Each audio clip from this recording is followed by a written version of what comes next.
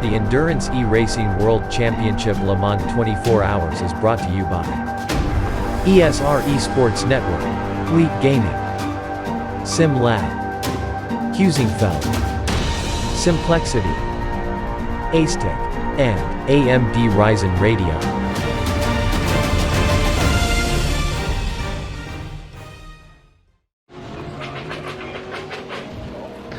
Welcome back, everybody, to the 2020 GTR 24H 24 hours of Le Mans here for the finale of the Endurance E-Racing World Championship. I am Alex Skinner, and joining me is Yousuf once again. Obviously, thank you so much to Cameron Roger and Ewan O'Leary for taking the past few hours of this broadcast, giving myself and Yousuf a very well-needed break from the commentary desk. But, of course, we're now here for the next 4 or so hours, so we better get ourselves settled in pretty quickly, Yousuf, because we've got a long period ahead of us, 15 hours or so to go, and there's been plenty of action happening whilst we were away. Yeah, I got myself a nice and needed break. I went to sleep for a bit, and I know, I hear that you got to do a bit of weather reporting, so what do the gods of weather inform you, Alex? Well, the gods of weather that will show up on the screen in but a moment show we're screwed. It is very close to being extremely wet on the circuit right now. There is a small little light patch of rain that's going to pass over the circuit in probably the next few minutes or so even. And then it's going to be just dry. But that is the calm before the storm, because as you can see, a very heavy patch of rain is headed our way here at the Circuit de la Sun. And of course, plenty of opportunity for strategy to just be thrown out the window. Is it allowed if we pick up the Le Mans track and throw it 100 miles north, just so that we can hit the weather? But anyway, should we, now that we're back, should we remind everyone of what the standings are and maybe some of the spice that's been happening in recent hours? Yes, of course. The standings at the moment in the Le Mans Hypercar. Sibicej Andonovski leads for the number 10 PINSIM Drillers Esports squad. He's been running for an extremely long period of time at the front of the field. Now, been taken over the lead when Jeroen Kweekel was at the wheel. But, of course, second place at the moment is Linus Lundvall in the number 47 Seawolf NetRace Motorsports car. They've actually done a pretty solid job. Ben Crooks got into that car, kept the car in second place. And third place, Mark Veit in the number 66 Scuderia Basili car. David Young got in that car, put that car in third, and has kept it there ever since. In fourth place is Andy Tucker in the number 68 E-Team Brits. Those guys, Bobby Tunley got out the car, and then the car has slowly but surely dropped back from the second place car and down to fourth ever since, but is now happily, solidly in fourth. In fifth place is your championship victors, the number 14 Viaductson car, and in sixth place and last in the hypercar class is the 97, that is Peter Johansson in the Elite Sim Sport Racing team. Yeah, and then moving down to the LMP2 class, we've got Alex Siebel leading the way in that number 5 Burst Edge Esports car, and he's almost a minute ahead of, oh no, I need to pronounce his name. Don't worry, I will do it for you. There we go. Yeah. Aishat Sultan Abdurakamarov.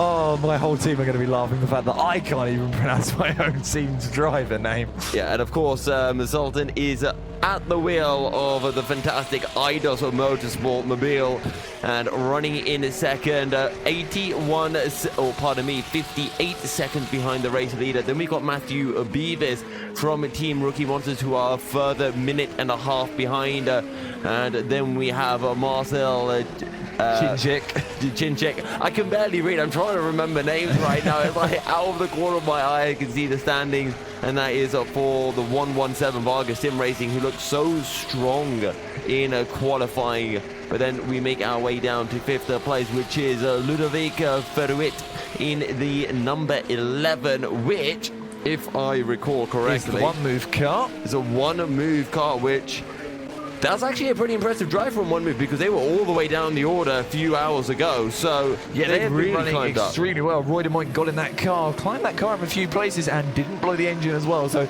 always a great sign to see, especially after a history of that team in the series. Obviously, seems to be on a bit of an up after the Nürburgring round, having the very good race last time out of Matsusaka. And now, well, they're having another good race here today at Le Mans. Obviously, after them will be the 334 car. That is the Fair Racing Team car of Cliff Van der Ven. He's been having a pretty solid race ever since he's gotten into that car. That'll be followed by the 33 of Filippo Caneo in the Drive Game Seat car. Followed then swiftly by the number 17, the original leaders of this race, the number 17 PINSIM Drillers Esports car. They got very, very unlucky in an accident earlier on and have been down the order ever since. They are then followed by the 007, the Pro Sim entry in LMP2. Those guys have had a very, very solid mid part to this first half of the race. And then it's the 90, Daniele Vea, which will be the, as far as I'm aware, just trying to check which car that is. That'll be the Musto car. They're followed by the satellite racing car, the number 64 of Ryan Nash. That'll be the 199, the 199 ID Simsport car. And last but not least is the number 337, Christopher Tarboten. And that is the Rookie Monsters car to round out the LMP2 field. Yeah, and then moving on to our GTE class, we've got Giordano Valeriano for Musto Esports. I don't even need to check that because I know that's an Italian name and it means only one thing, Musto GD. And then we've got Wojta Polesny in second place in the GTE class. That is the number 74 of Deuces Motorsports Club, followed by Saul Sanchez in the 51. That's a WOSR iZone Performance. And then we have the 65 of Ian Piper from Satellite Racing, your pole sitters who have dropped down the order somewhat. You then have DCTL in, oh pardon me, DGTL in fifth place in that 53 car. And then we've got a team, that's the 888 of... Well, that's actually Turn Lawyer in the ACC Motorsport car. That car actually recovering after an engine failure in the pit lane earlier on, so I apologise. Car 65, please. Hit your pit limiter. And that is a Satellite Racing car. That is Ian Piper with no rear wing and very, very big amounts of crabbing. It's just going from bad to worse for that 65 car up the front of the race earlier. Thanks to so I've got to check because I need to remember which driver it was. Thanks to Jimmy Nizula, and again that car now without a rear wing, potentially going to lose fourth place to the DGTL car.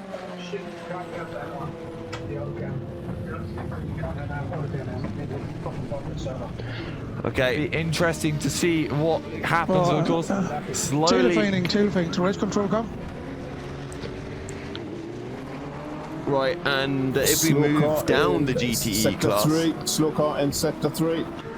Yeah, we'll keep an eye on this slow car just to see, hopefully, just to make sure they get back to the pits. Also helps our race directors out just to make sure that they can see exactly what is going on circuit at this exact moment. ID Tailfeigning 188, please come to the race control channel. Thank you.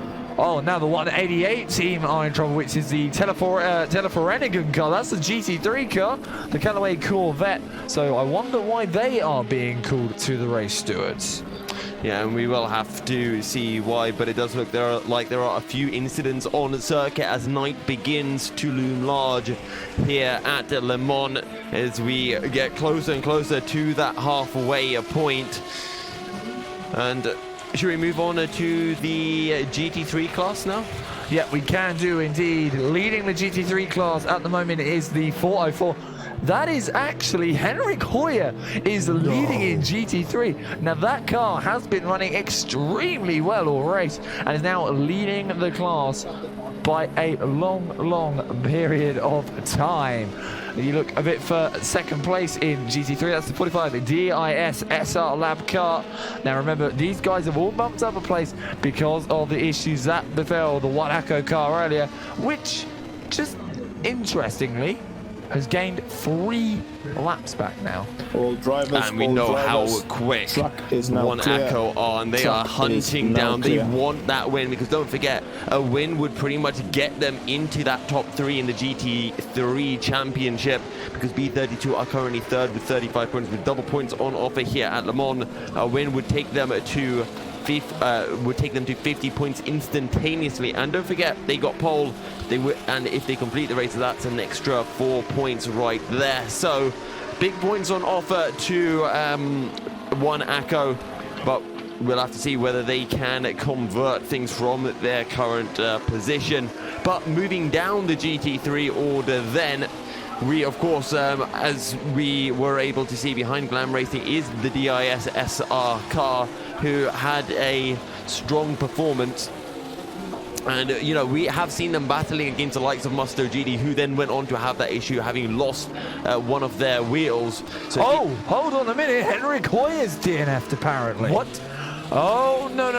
What's gone on here for Henrik Hoier in the Glam Racing GT3? That is your GT3 leader, which is actually going to mean that DIS, the 45 car, is now leading. This is the car that has been as low as 4th and as high as, I think it was only as high as 3rd at one point in this race. I think he got to second I once got to because he was second. battling with Musto in the early stages Yes, of that the is very race. true. So they are actually in the lead. Your championship leaders are finally in the lead of this race, and with the 999 Rookie Monsters car being in 5th place at the moment, these guys are looking very solid to take that championship. And don't forget, DSR Nightmare are in a fantastic position as well. They're 4th in the championship, but they're currently 2nd on the circuit. This is going to be a big haul of points. We're talking about 38 points to come in if they can hold on to their current position. So that would take them up to 2nd place before the points for Team Rookie Monsters and B32 Racing get added on.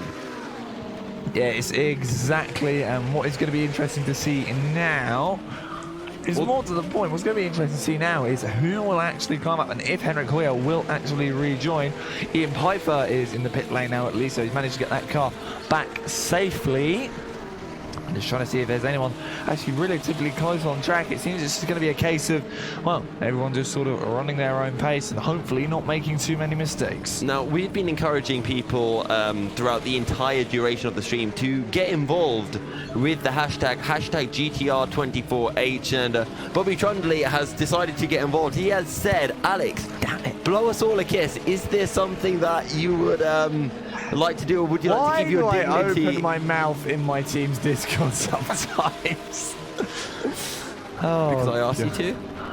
Yes, that, and also Bobby is a good long-time friend of mine. Oh, well, the good news is the studio camera's not up, so... Quick, guys, get the camera up. We can't miss this. But no, getting some interesting engagement coming in. It's great to have everyone actually getting engaged here in the GTR 24 and Bobby Trundley. I know there's you're the camera, watching. right? Mwah. There you go, my friend. That is Hey. it, Bobby Trundley, a very long-time friend of mine, and actually one of the drivers for the E-Team Brit Hypercar. So, hope you're happy now, Bobby. I'm expecting to get tagged on Discord with a lot of memes coming in now. Oh, no. Oh, no. I mean, there have already been some images Yeah, there coming in from already a certain have been. lollers on Twitter. Christoph is getting involved. There's going to be far more now. We absolutely love to see the content coming through on Twitter. Bobby Trundley, who we saw having a lot of interesting battles with, I believe it was Scuderia Basilia, if I'm not mistaken. Every time he seemed to get past, he then seemed to drop behind again, and we'd have another battle starting to form. Oh god, the clips already are going to come in. Oh no. Oh, that is... Can we get that as a No, we Discord cannot. emote within the GTR 24H No, server, we please? cannot. I hate my team so much. I love your team. They seem great. Thank you for adding me into your server. Yeah, why did I do this? Why did I allow you into my team's Discord? Do you like how I just stir all of this up while somehow avoiding everything myself? It's one of my many talents. Yeah, mainly because they don't know how to embarrass you. Yeah, that's why. You can't embarrass me. If you see some of the stuff I put out on Twitter, you'd realize there is no physical way to embarrass me. I'll do whatever and I'll just own it. I mean, the fact that most of your in-game names are Milky Cereal, I don't think you can get any embarrassment from anything else with that It's a name. great name. It is, but then there's a lot of humour to come from that. Yeah, that is true. I mean, I've tried to discuss with friends how that is a wrong name, but we haven't been able to work it out ever. Oh, I hate you all. Oh, that is at my own team, by the way, not at all of you, the lovely and amazing viewers here at the GTR 24 team are 24 Hours of Le Mans. Well, my team are pains in the rear end anyway, and they all know this by now. Oh god, my team know that it is a very, very friendly environment. It's just a comedic environment here in the Deuces Motorsports channels. But of course, we have a lot more teams here in the event than just Deuces Motorsport, and a lot of them are doing extremely well. Of course, Timothej and Danovsky in the leading LM hypercar, just coming up to that, the 23 car, which is one of the McLaren 720s. That car is actually now in third, Yousuf. The car that actually looked like it didn't do that well in qualifying, has managed to find its way up to third place in the GT3 category. Yeah, and it's a good performance so far from Alvaro Incausti, and just staying out of trouble, doing everything that he needs to do, and that is, I always forget, because on my notes, they are not in the top 7 is the number 23. And they aren't on our entry list either, even though the... Oh wait, Sim Racing Motorsport, They are under the 27, but there was a mistake on behalf of the entry list, not on behalf of the car. So, mistakes were made, but of course we got them fixed for this event. Yep, and I think the issues that we did have with some slower cars out on circuit, having had damages, has now all been sorted out, and we can get back to racing ways. We had a couple of, I think we had at least one code 60 earlier, and I thought for a second we might have a second with that incident where a car was missing their rear wing. According to Alexander Van der Velde, the Glam Racing car just died out of nowhere, which is interesting to hear. That's heartbreaking for them after a good drive to get back up, well, into the lead of the race. Yep, and they are still, they are back in the race, however. They have managed to get their car in. Henrik Hoier back at the wheel, but they have lost a lap to the GT3 leaders. So, shame to see. Pierre B in the pit lane as well. And we did also have our LMP2 leader is now leaving the pit lane. Just to make a point as well, the LMP2 leader has over a pit stops lead on second place. I'm going to have to keep referencing my own piece of paper to remind myself how to pronounce the name. Aishat Sultan Abdurek Hamanov. Can we just call him Aishat Sultan? Yes, I think that's a good idea. Yeah. I mean, good. I'm amazed Cameron managed to get that right when he was on the broadcast earlier. So we'll see how well I can do. But Cameron is a greater man than you or I, Alex. Very true indeed. Alex Siebel coming out of Tete Rouge down the back straight. Again, the 2018 GPVWC Super League champion, making his way down towards the Mulzar chicane. Actually, I have to remember which year it was, because again, I can remember which year he won and which year it went to Yannick Box. So, meanwhile, Sultan comes across the line. I think I'm just going to refer to him as Sultan for this period of time. I'm going to use Aishat, I think. Actually, no, Sultan's probably better because that's what's actually showing up on screen. So, otherwise, I think our viewers might get a little bit confused potentially. Always a potential for viewers to get accused. Matthew Beavis obviously now at the wheel of the number 37 Rookie Monsters car. That car did actually receive a penalty earlier on for excessive headlight flashing.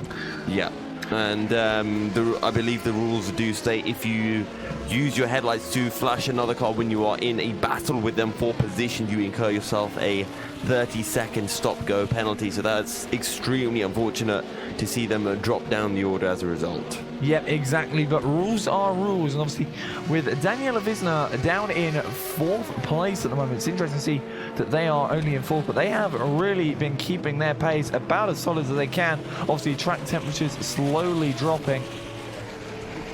Yeah, the track temperatures are dropping as we get further and further into the night, into the darkness. And with rain to come at some point, maybe it'll make it a little bit harder if the rain doesn't fall during the night rather than during the daylight hours. But of course now we won't be seeing any daylight for, well, another 5-6 hours at the very least.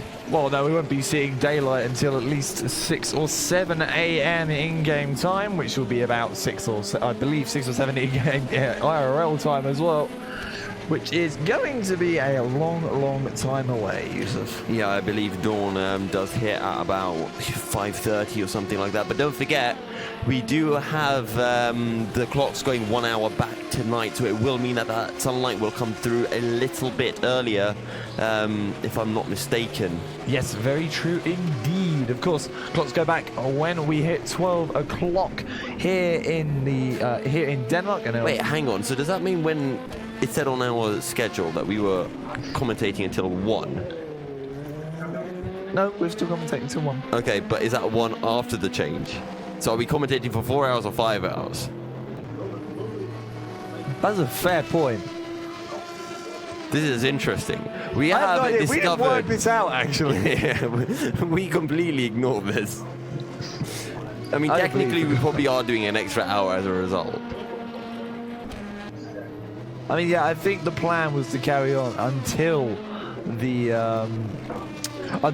time in the schedule. So that means, so it actually means that you and Cameron actually get to rest for a tiny bit, actually for less time than we thought. I mean, I'd like to think, well, they can't go to sleep until later now. Oh no, actually no, they get to rest for longer. Yeah, the clocks go they back. get to rest for longer, but they sleep. don't get to go to sleep until an hour later. Well, no, they're probably asleep now. I doubt it. It is 9:20 in the UK. Well, I mean, for Cameron, he doesn't need to be on for many, many hours yet, so he will probably be asleep. Yeah, he doesn't need to be on until the very... Actually, he doesn't need to be on until the post-race interview, so he will be asleep right now. Well, I don't know. Ewan, on the other hand, is probably going to have a very short nap. And then we'll hop on with Ocean later on. So it'd be great to see Ocean with us. And that's probably when we will try and get to sleep, if I manage to sleep. But I think you'll probably sleep like a baby tonight after the amount of energy that we've both put into this event. Yeah, I mean, I'm going to sleep on that sofa. I think last time we got some very juicy images coming through with me sleeping on the sofa, and then the sofa being put on the track with random images. So, yeah. But we are getting closer and closer to another half an hour point, as there are 14 hours and 40 minutes remaining in the race. Yeah, exactly, indeed. And as I lose my mental sanity with my own team, basically throwing me under the bus, we do have a battle on track. Filippo Caneo and Chris Gonzalez are extremely close on track. This is the 33 drive game seat car fighting with the 334 Fair Racing team LMP2. These two teams relatively close on track. Obviously, only half a second between the two, but they are going to be also very close together as they come out of Tetra Rouge. Yeah, and well, they make their way through Tetra Rouge on to the straight. And yep, this is the battle for P6. Chris Gonzalez, let's see if he can pull anything off. Yeah, indeed, and we're going to get closer, goes to the right-hand side, goes alongside. Will he get him under braking, or will he have to hold off? He squeezes him under braking, potentially moving under braking as well. Very, very risky as well. Gets the move done. Meanwhile, we'll move a bit further up the order because there is a fight also between Andy Tucker and the Team Viaduct and Hypercar. Those two getting very close as well, about a second between them, but we have seen the pace between the Viaduct and car. Obviously, Andy Tucker, I believe, has just come out of the pits as well, so cold tyres. And there is a stopped LMP2 car. And that looks like the Musto car. That looks like Daniele Valeri's, and that is a spin as well. Not sure who that's a spin for, but I believe that might be... That's Viaduct, and it's Daniele Vella in the number 90, and that is Musto GD Esports. And that was the ID Sim Sport car that was actually a lap behind those guys that had that spin as well. So I wonder what's going on. Are they out of fuel, or have they blown an engine, or what's going on with that team there? Yeah, and hopefully they can... Stop car on truck. Well, there we go. We hear from race control just alerting all the drivers that there is a stop the car on circuit. Trying to see what's going on with that car. It looks like it is slowly moving. It looks like it's sort of just trying to move forward ever so slightly. No, they're back in the pits, so the track is clear. We'll go back to the fight for 12th overall, which is the fight between Chris Gonzalez and Filippo Caneo. As Chris Gonzalez actually goes to the inside of the Musto Ferrari that has to run extremely wide to compensate for the fact he has an LMP2 car up his inside. That's only going to allow Filippo Caneo to get very close indeed. Yeah, and the battle for P6 continues. Chris Gonzalez leading Filippo Caneo, and they are a further 25 seconds back behind James Zuber in that number 17 PINSIM Drillers Esports car. And how are things going in our hypercar class actually? What is the gap?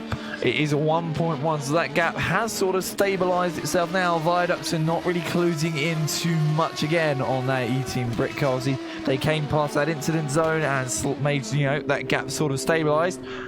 I thought the drive game seat car was coming into the pit lane for a minute. Also, if you have an issue on track, send a link to your stream and send a timestamp to that stream for a view from the stewards. The replay is broken in this build, so please send a video with a timestamp of the incident. Yeah, we've been seeing this as well when we were off the air. Myself and Yousuf were off the air anyway. The replays in the current build, they managed to patch one thing out, but at the cost of the replays.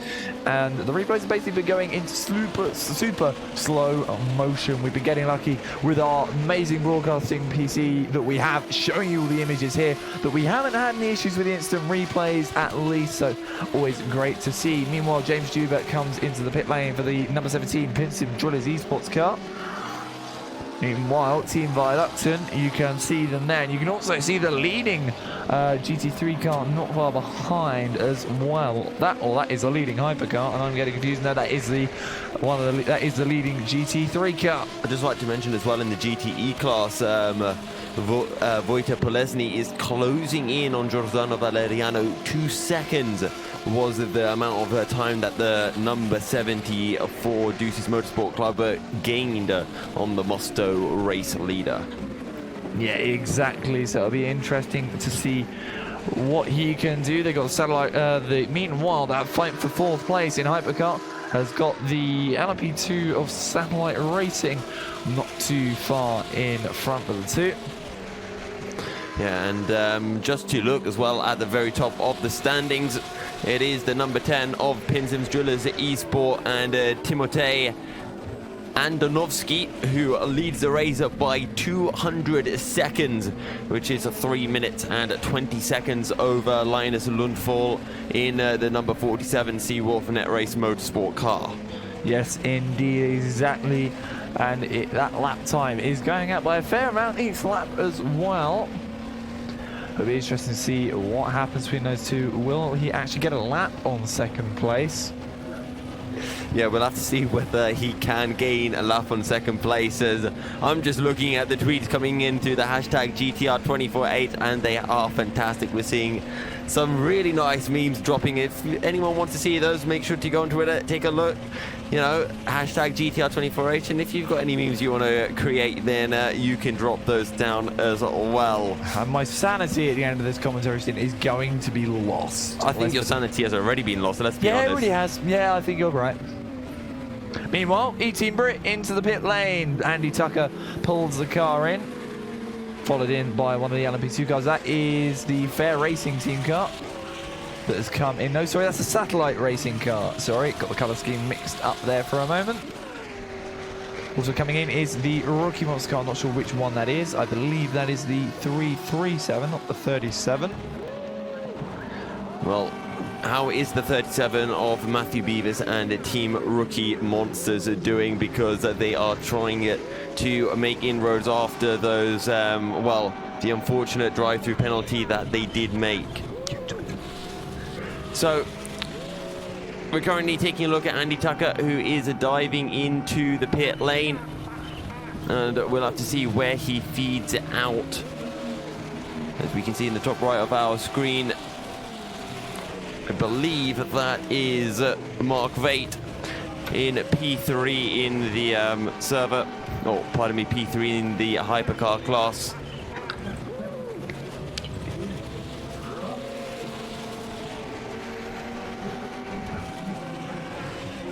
Meanwhile, just looking elsewhere, who's come into the pit lane.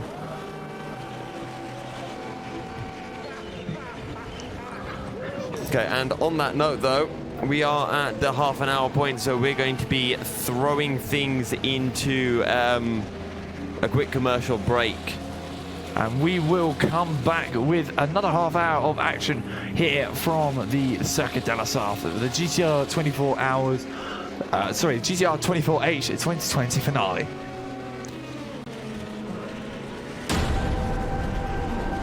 The Endurance E-Racing World Championship Le Mans 24 Hours is brought to you by ESR Esports Network, Leap Gaming, Sim Lab, Husinfeld, Simplexity, Acetech, and AMD Ryzen Radio.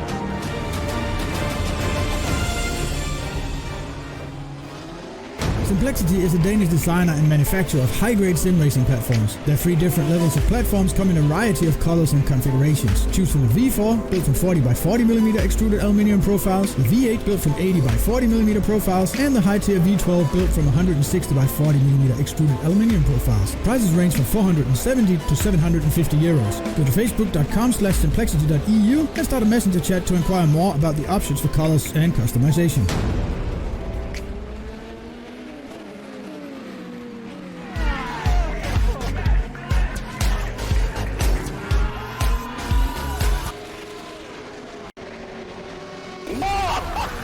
Esports? Do you hate watching laggy streams of tournaments on 13-inch screens? Oh my god! Of course you do. But you don't have to worry about that anymore. He has a jump, son! Oh my god!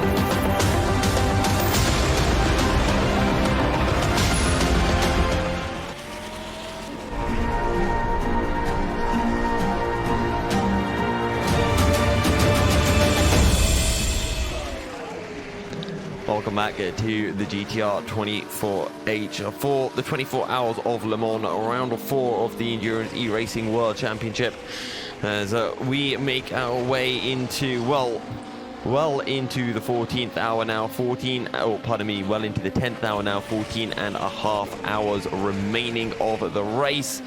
And leading the way is still Timotej Andonovski for the number 10, that is PINSIM Drillers Esports, as they look to just extend their lead, which is currently sitting at over 3 minutes and 20 seconds to the number 47, that's Seawolf NetRace Motorsports of Linus Lundvall. And then you've got Mark Veit behind Team Viaducten and Andy Tucker. Andy only 44 seconds behind Viaducten, which is easily surmountable within the next couple of stints.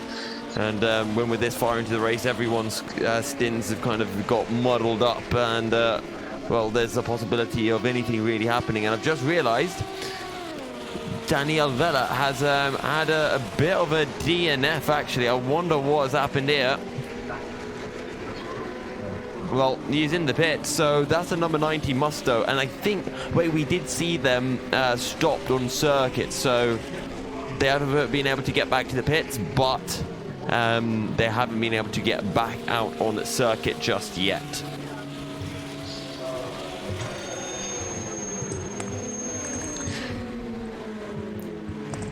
However,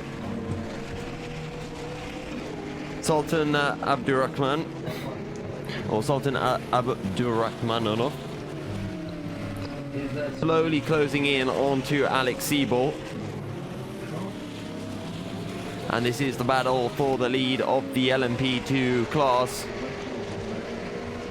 And Sultan finds himself at 50 seconds behind, but he gained 3.3 seconds on that last lap alone, so that gap is very, very quickly dropping. Do we have any other battles out on the circuit? We're seeing that the answer is no. Just taking a look at how the GTE class is doing. And right now, it is Giordano Valeriano leading for Musto, 66 seconds ahead of Saul Sanchez in the number 51. And that is the WOSR iZone Performance car. Last time round, actually, it was the 53 who was able to go a little bit quicker. Saul Sanchez is in the pit, so is Michael Sedlacek. We'll have to see whether after the pit stops that gap can drop down in the GT3 class. DIS SR Lab still leading, looking to take their 4th consecutive win over the championship. And before they came into this race, they had only dropped a single point all season long. And coming out of this race, they might have only dropped 2 points in the entire season. What a performance that would be for them. 16 seconds behind, though, is the Nightmare car. And they are closing in by 8/10 a lap. And that 16 seconds will drop very quickly at that rate. But then again, you will need a good 10 laps at the very least. Maybe 20 laps, and that is, well, over a stint, really, in the GT class. But the Nightmare team doing well. Don't forget PRB cars, they're in 3rd. Oh, pardon me, that's the GTE class. Alvaro Incausti 3rd for the GT3. And then you got Bart Slobodzian 29 seconds behind. And let's see if he'll be able to close down that gap for P3. And don't forget, of course, or P4, pardon me, for Bart Slobodzian when he's closing in onto Alvaro Incausti. But Borja Milan, the number 77 car, and that is the one Agger car that was leading, that looked so dominant in both qualifying and the race. Due to issues, they have dropped down the order massively. They are 3 laps off the lead, 94 seconds behind the number 13 Danish Sim Racing League team. But they are doing some rather quick laps, a 3:55.9 last time round, and the only team that was quicker was the PRB cars, but they're a GTE car, so just kind of expected, to be honest. Let's see what Borja Milan can pull off, as Bart Slobodzian has had a DNF. That's Bart Slobodzian of Team Rookie Monsters in the GT3 class. He's had a DNF, and he has he's been forced to disconnect to get the car back to the pits, and that's going to incur 3-lap penalties. So Borja Milan is going to jump up the order. And this really is going to be disaster for Team Rookie Monsters in the championship, because while they were within a shout of jumping ahead of a DIS SR Lab, you know, they were only 26 points behind. They've got B32 Racing and DSR Nightmare hot on their heels. So with this could take them almost out of the points. And it would mean that the 777 Nightmare car that is 2nd in the race and that will be getting about 38 points, well, it means that they could be jumping ahead in the championship. And it also could mean that if we see Borja Milan climbing up that order, maybe they might even lose a P3. Although, actually, I think that is very unlikely, because they would have to get 0 points. And Borja Milan would have to secure the win of the race to be able to tie things up with the Team Rookie Monsters car. Team Rookie Monsters yet to finish outside of the top 3 in a single race. They finished 3rd at Sebring, and then they took 2nd at the Nürburgring, and at our last race at Matsusaka as well.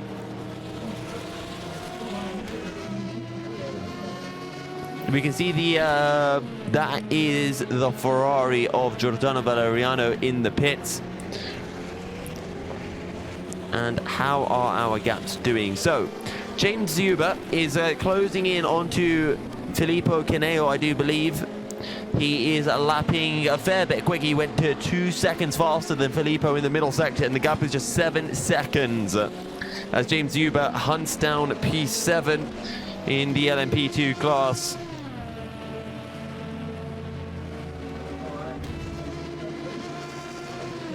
Taking a quick look as well at that GT3 timing. The Nightmare car actually going a little bit quicker than a little bit slower than DIS in that middle sector.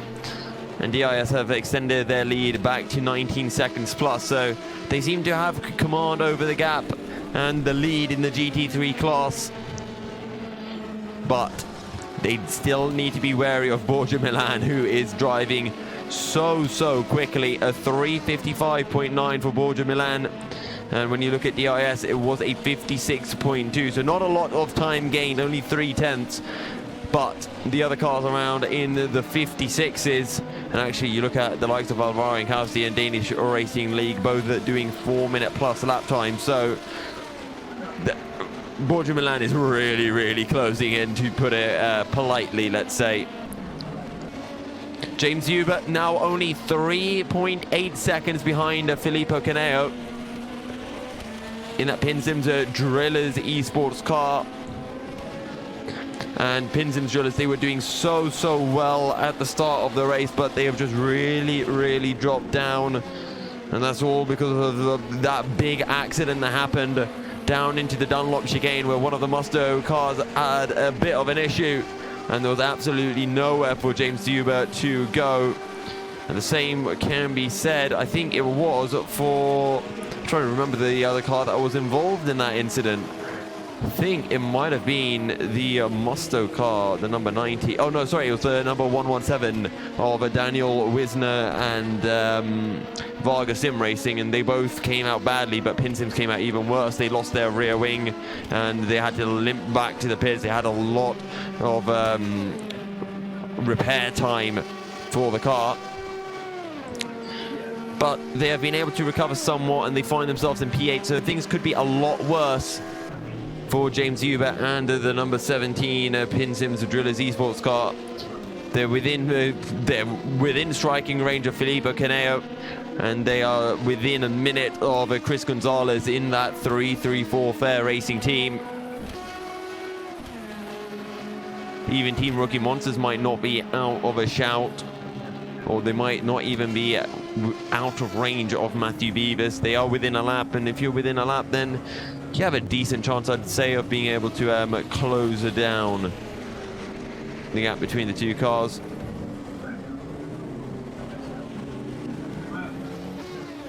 And there you can see the 33 and the 17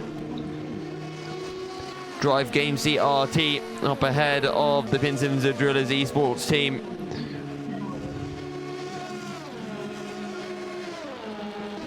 And let's see if they can close that gap down.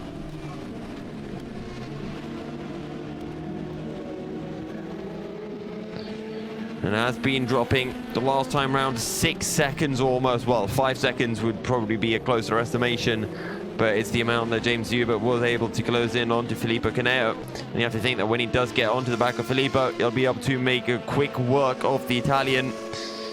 And the number 33 Drive Game CRT team. Past the back markers, that is the 6th place car in, I think that is the GT3 class, as they pass the GT3 Porsche. And that is the GT3 Porsche of, oh sorry, the GTE Porsche of Deuces Motorsports Club. And now he has the 33 right in front of him, and James Huber will be wanting to get this move done as quickly as possible out of the Porsche curves and the Chevy curves, and now down into the Ford chicanes. The job is done, and James Huber up a position up into P7.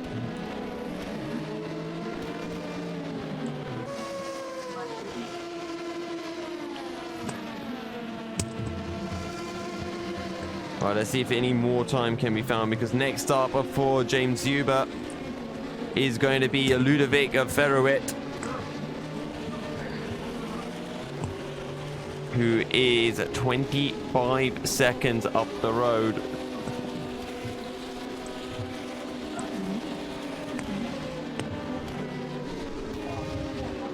going to be a hard ask, but there's still plenty of time remaining in round 4 of the Endurance E-Racing World Championships.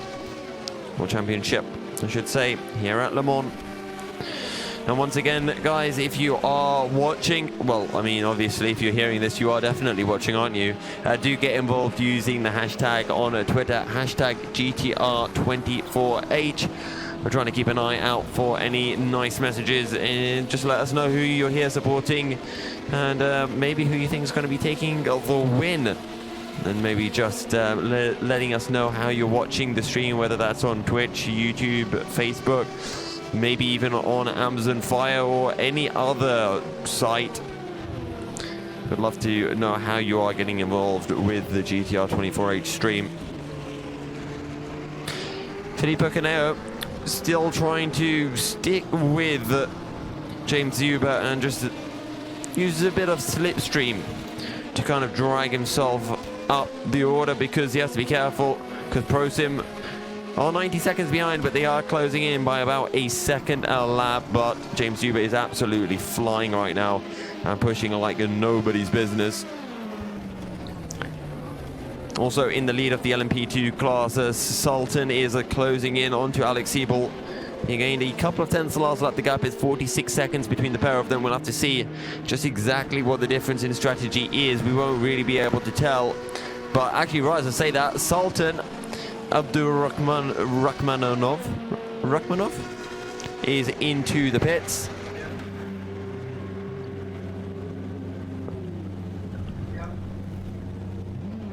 And let's see just how far down the order he will drop. We've got Daniel Wisner into the pits as well. He is a lap down, if I'm not mistaken. And there we go. That's the Ferrari of Musto GD. They're leaving the pits. Giuseppe De Fuoco, who was leading the GTE class, into the pits. And now it's Michael Sedlacek in the number 74. Deuces Motorsports Club leading the race from the 51. Alvaro Martinez in the WOSR iZone Performance car. Daniel Vella still DNF'd in that LMP2 car after, well, we saw him stationary on the Mulsanne straight somewhere down there. I think it was towards the start of the straight, and he's had to back out. We get a little bit of a light flash coming through from, that's Marcello Tocco in the number 47. Just alerting the GT cars to, I'll let him through before the Porsche goes, because he wants a nice, clean run. Because he's a lap down now on Timotej Andonovski, and he wants to get as much time from this undercut as possible. So the number 334 car has dived into the pits. Fair Racing team, that's going to be the end of their stint. Chris Gonzalez will jump into the car, and we'll see whether he can try to keep James Zuber at bay. James Zuber still yet to pit, and this does actually promote James Zuber up into P6 now. And James Zuber now 20 seconds behind Ludovic Ferruit, who is a further 20 seconds behind Daniel Wisner, who James Zuber and the number 17 a car of number 17 car of PINSIM Drillers Esports was initially battling before that accident so much early on in the race.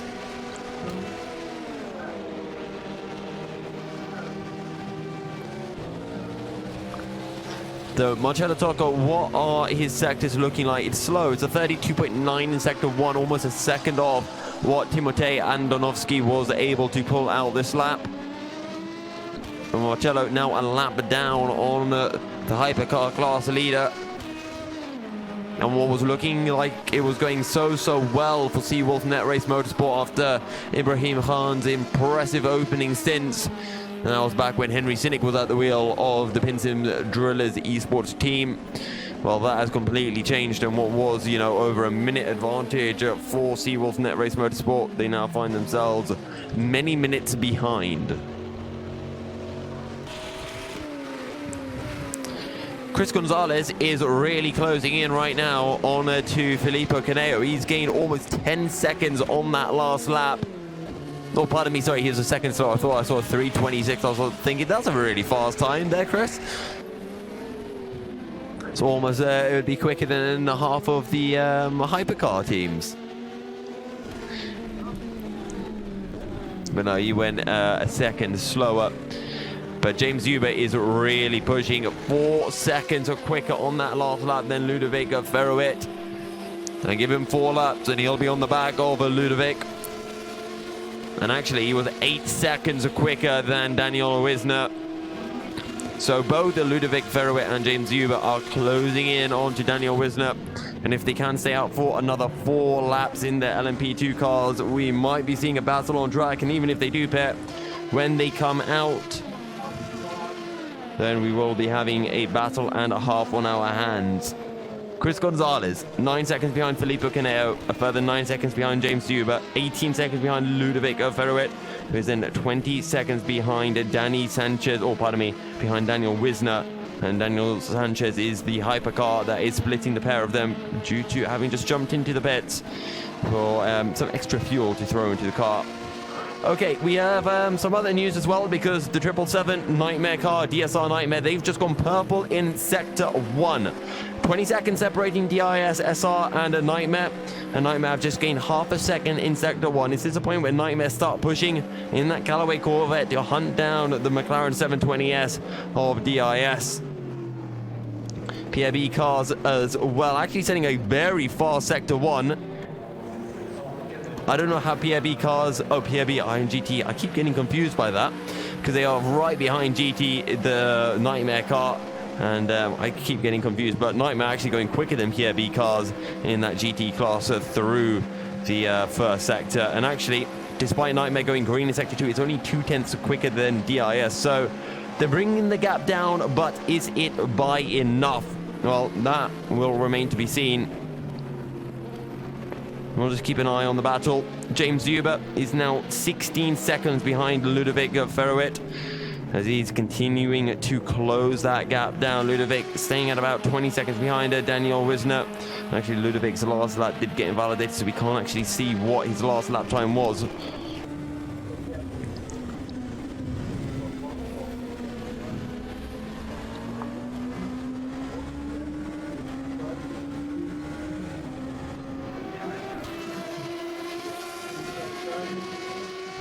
So the Nightmare car makes its way into the Porsche curves and now down into the Corvette curves for the Corvette.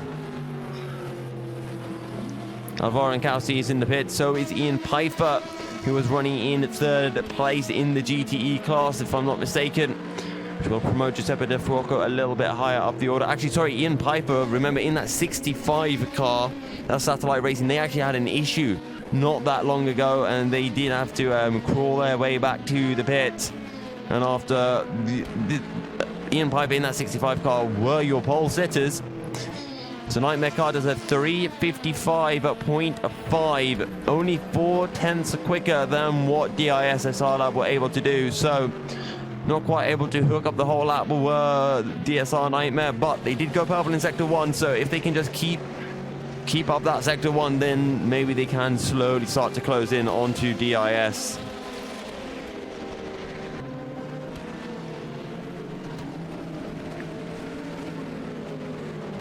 And in the LMP2 class, Sultan Abdurrahmanov has actually made a pit stop, and he is going green. Alex Siebel for Burst Edge Esports is making his stop as well. How far up the road will he be when he comes out of the pits? We'll have to wait and see. Trying to keep an eye on James Huber as well, and now 14.5 seconds behind Ludovic Ferroet. He's just continuing to close in. Daniel Wisner, I think, did make a pit stop as well, because he did a 4:28 last lap, so maybe all three of them have pitted recently, but it doesn't look like it to me. So Jesper Pedersen now, or Jesper Pedersen at the helm of the Burst Edge Esport car. 126 seconds up the road from Sultan Abdurrahmanov, who's still going green and still pushing. Ludovic Ferroet dives into the pits as well. And let's see if James Huber will follow suit. Just 14 seconds behind, remember. The answer is no, because he has just jumped ahead of Ludovic. will go down the inside of the Musto Ferrari through the Dunlop curve.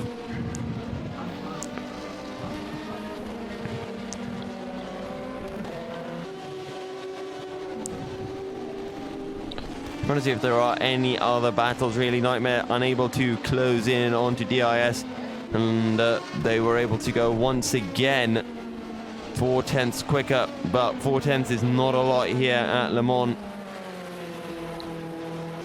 So James Huber is now 33 seconds behind Daniel Weisner, and he's gone 3/10 quicker in Sector 1. Again, it's small numbers, but he's slowly but surely chipping away at that advantage.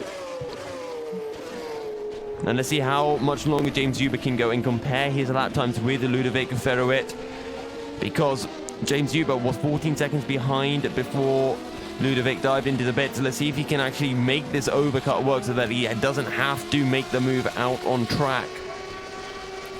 And right as I say that, the 717 car has gone purple, a 3:26.6 for Sultan, and that is 9 seconds quicker than what Jesper Pedersen did last lap. But that being said, Jesper Pedersen did come into the pits at the end of his lap.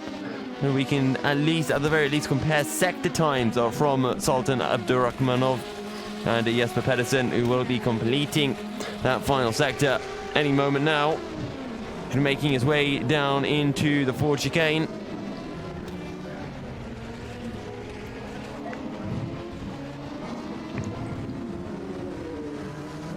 Oh, pardon me, no it's not. Jesper Pedersen's just made his way through Arnage. 94.7 is oh, well, I can't see anymore, it's gone now. Either way, Jesper Pedersen half a second slower than what Sultan Abdurrahmanov was able to do in the middle sector.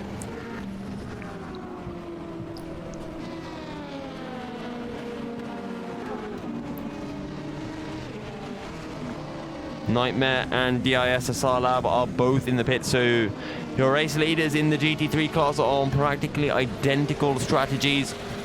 What's Borja Milan doing? Borja Milan is going 5 seconds quicker than Alvaro Incasti and Danish Racing League up ahead, so he's closing down that gap, but he's 65 seconds behind Danish Racing League, and then Danish Racing League are 2 laps behind Alvaro Incasti.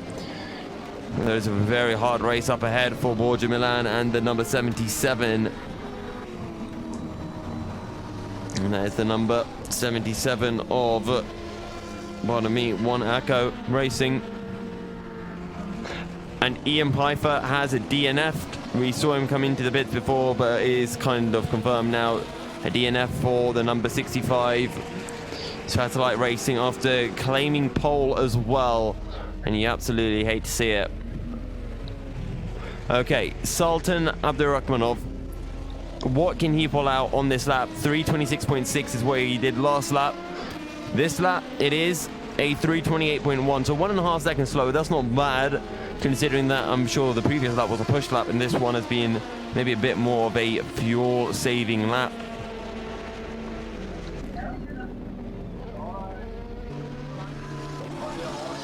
.820 in the middle sector. Actually a second quicker than what Jesper Pedersen did in the final sector. The gap is now 35 seconds between the pair of them.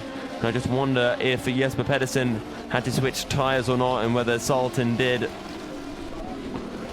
Because that gap has looked fairly similar, so I don't think there was any discrepancy in the pit stops done. And if there was, if anything, it was Sultan at a shorter stop, so wouldn't have had to change tyres. And in that case, the fact that he's gaining on Jesper Pedersen is mighty, mighty impressive. But the battle for the LMP2 class is not over yet, not by any stretches of the imagination. And don't forget, we said we had to compare the times of the number 17 James Zuber, and who else was it? It was the number 334 of Chris Gonzalez, if I'm not mistaken, or was it the 33 of David Arduini? By the way, James Zuber going quicker than the pair of them, 3 seconds a lap quicker than Chris Gonzalez, and well, Davide Arduini has only just come out of the pit, so we don't really know. Matthew Beavis is coming into the pits as well, and that is from 3rd place in the LMP2 class for Team Rookie Monsters after the disaster that struck them where they had to serve that 30-second stop-go penalty for flashing their lights on a competing driver You're allowed to flash your headlights at a driver if they are being lapped, and you are alerting them that they need to move out of the way. But if you flash your lights at a driver that you are racing, it is in the rules that you incur a 30-second stop-go penalty, and regardless of whether you agree with the rules or not, it is in the rule book, and the drivers should be aware of it.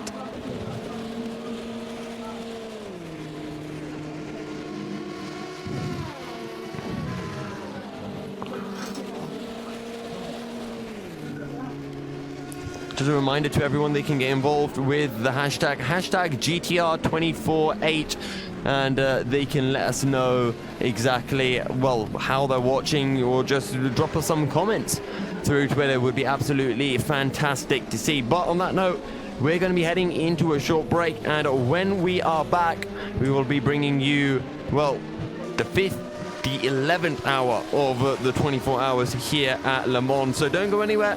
We'll be right back.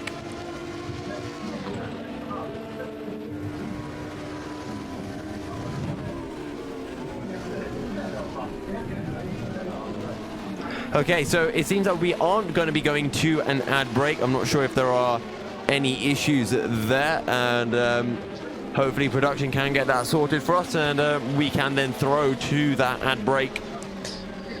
But until then, we will just continue to bring you the action via Duckton. They're actually lapping the same as Andy Tucker from E-Team Brett, and the gap is now 12 seconds between the pair of them. And it seems that the issues have been sorted, so we will now throw to that commercial break.